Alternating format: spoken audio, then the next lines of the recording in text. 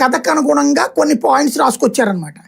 అతను నల్లగా ఉండును, తెల్లగా ఎగురును, డాన్స్ చేయును, ఇట్లాంటి పదాలకు అనమాట. ఓ రకంగా మన గనక చందమామ కథ రాసినట్టు రాశారు, అంతకుమించి ఏం లేదు ఇక్కడ. అంటే ఒకటి సార్, ఇప్పుడు ఇందులో ఇద్దరు కలిసి చేశారా లేదనేది ఒకటి, అసలు నిజంగా నకిలీ మద్యం తయారు చేసి వీళ్ళ బార్లలో అమ్మారా లేదా అనేది ఇప్పుడు సిటీ తేల్చేసినట్టేనా?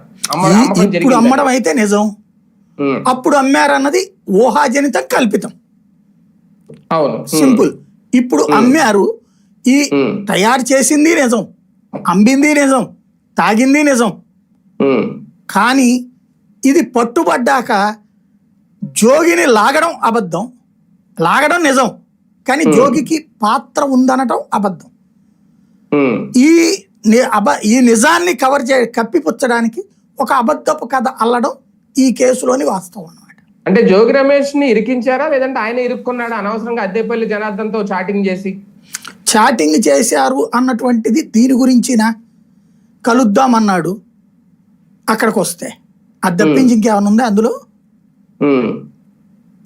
దాంట్లో ఏమైనా ఉందా? కొన్ని కాన్ఫిడెన్షియల్ మ్యాటర్స్ అనేది ఫోన్ లో మాట్లాడుకోరు కాబట్టి అందుకే కలుద్దాం, లేదంటే ఫేస్ టైమ్ లో మాట్లాడుకుందాం అని అన్నారా? ఇప్పుడు మీరు ఎక్కడో ఉన్నారు, నేను ఏదో మెసేజ్ పెడతా మీ ఊరు నుంచి వెళ్తున్నానంటే రా బాస్ అంటాం, నువ్వు అంటావు నేను వచ్చాను మీ ఇంటికి, నేను ఆ తర్వాత ఏదో మటర్ చేస్తే నీతో చెప్పి చేసినట్టేనా?